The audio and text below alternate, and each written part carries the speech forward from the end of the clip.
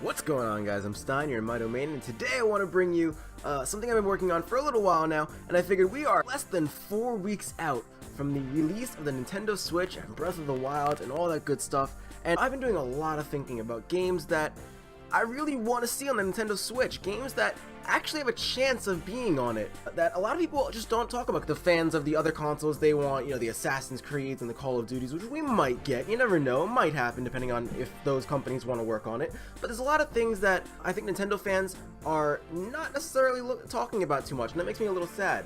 Now, before I start this video, let me talk about the games that won't be on this list. Popular things like, people want Pikmin and Smash and Animal Crossing and Metroid and blah, blah, blah, all those games. I can make a whole separate list with big popular games that everyone really wants. Like, particularly, I would really love a new Pokemon Snap for the Switch. But that's one of those big games that everyone is already asking for, and to make this list a bit more unique, I'm going to make it 5 games that I want on the Nintendo Switch that I think we could actually get.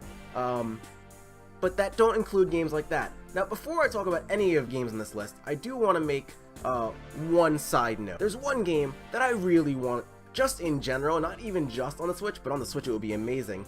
And that series is Phantasy Star. Now, Phantasy Star is a series made by Sega, and there was Phantasy Star Online on the GameCube back in the day, and that was actually my first encounter with the game on my cousin's GameCube. I didn't get to play very long, but it was an awesome game. Nice hack and slash RPG with an awesome skill system, great nice worlds. And it wasn't open world, it had an instance-based dungeon system, so you'd meet in a lobby with your friends, you'd be able to chat, and even play certain games in certain lobbies, with your friends where you'd, gamble and do things like that.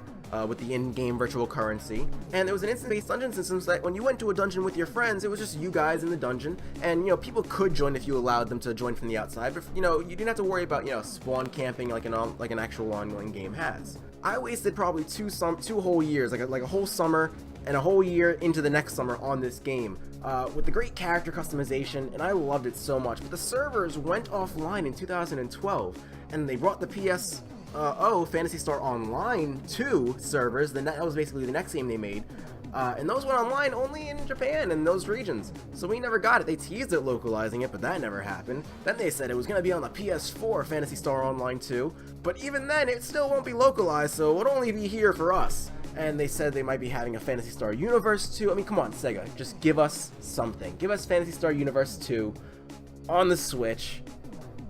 Just make it happen. But anyway, let's move on to the list. Coming in at number 5 is the game that I think is probably the least likely to actually make it onto the Nintendo Switch, but nonetheless is a game that I want and think we could get. South Park: The Fractured Butthole.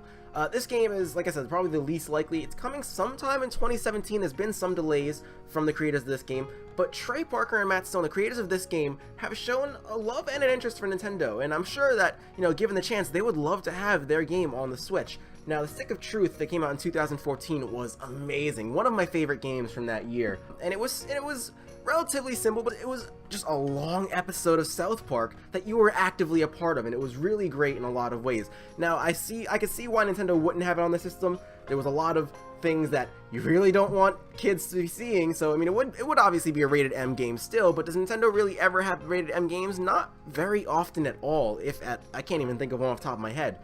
But it would be an amazing way for Nintendo to break out of their shell and showcase a third-party game that would have adults interested just as much as all the other games on this list for the most part, and most other games that are coming out have the kids interested. I mean, let's be honest, I'm an adult and I'm interested in a lot of the games that are coming out, but this would be in a separate category. This would be an actual adult game on the Switch, and I think that would be a big thing for Nintendo to have if they ever wanted to do it. And let's not forget, there was a South Park game also back on the GameCube back in the day. Was it the GameCube, or was it the Nintendo 64? I think it was the GameCube. I'll put a note in there somewhere. Coming in at number 4 is Mario Hoops 3 on 3. A lot of people might not remember this. This was the game for the Nintendo DS, and it was made by Square Enix. Even though it's Mario Hoops 3 on 3, it was not made by Nintendo, so this isn't a first-party game.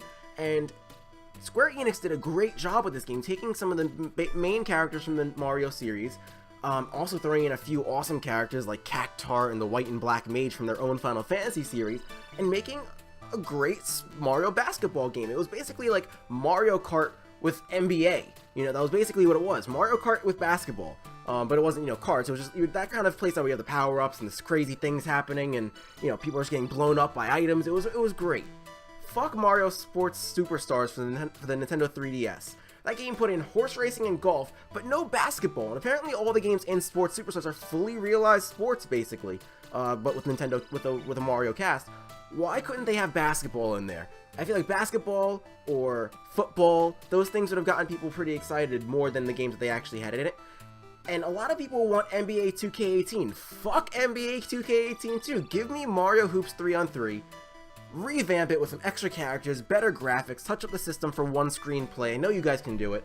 And this would be a great third-party game that could draw in sports gamers, which obviously Nintendo is looking to do. They're advertising at the frickin' Super Bowl to people watching football. I mean, yes, I'm not saying advertise Mario Hoops at the Super Bowl, but they're obviously reaching out to adults as well as sports enthusiasts and sports gamers too, at least done a little bit with some of their games and with EA Sports drawing in, so why not add this? I think it'll be a great addition to the lineup. Coming in at number 3, we have Soul Calibur by Bandai Namco. Now, again, this is another game that Nintendo's had on the GameCube. Soul Calibur 2 was on the GameCube with Link as a playable character.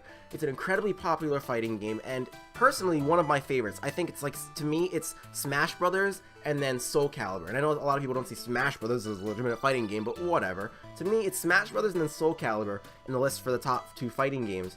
And that's because Soul Calibur has the weapons. Each character has a unique weapon, making each style completely distinguishable from each other. Completely different moves, awesome type of play, and honestly the fighting system itself, the mechanics are, in a sense, easy and hard at the same time, and make it great for all types of gamers to get into. Now, if Soul Calibur had come onto the Switch, it would be basically the first handheld Soul Calibur game.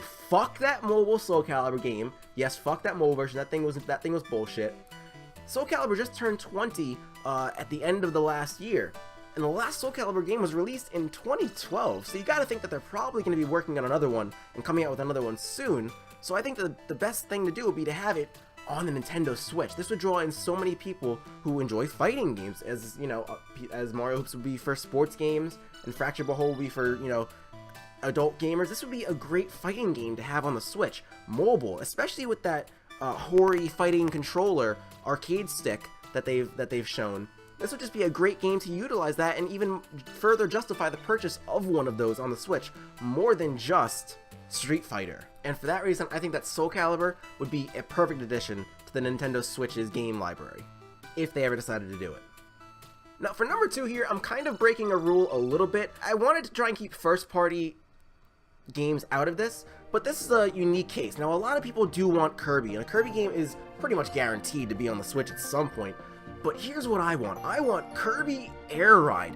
HAL Labs, Nintendo's first party, made one of the best GameCube games in my opinion. And wow, a lot of these games are GameCube games. But either way, besides Melee, this is probably one of the best GameCube games in my opinion.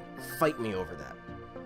It had awesome racing modes and mini games to play with, and best of all was the city trial, a great way to get down with multiplayer with your friends. Each person picks a star and a Kirby and runs around the city collecting power-ups and new stars and new abilities to prepare for a game that who knows what the mini game will be at the end of it. And most importantly, this was the inspiration for Smash Run in the Smash Bros 3DS version. If anyone's played that, and I know a lot of people have, because that game sold really well. I loved Smash Run. I think they could have done a lot more with it, but it was based off of City Trial, where you have that one central map where everyone's gaining power-ups to be thrown into a final random match, and everyone just has fun. It's a great party game, and I think it'll be a great multiplayer game for the family and, you know, friends at parties and things like that, if they were to bring it to the Nintendo Switch. Now, before I bring you the number 1 game in this list, I want to talk about a few honorable mentions, or I'm not even going to talk about them, just in the interest of time. We're already going over 10 minutes. I'm just going to, you know, flash a few things on the screen. So, enjoy the few honorable mentions that didn't make it onto this list that had the qualifications to.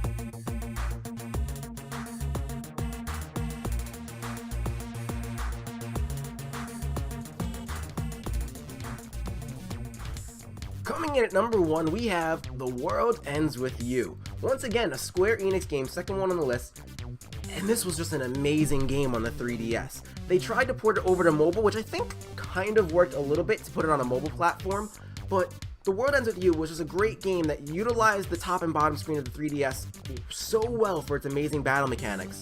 But I think that even without that specifically, if they could port it over to the Switch, not even port, make a new The World Ends With You 2, make that on the Switch, I'm sure they could change the mechanics the same way they did for the mobile version.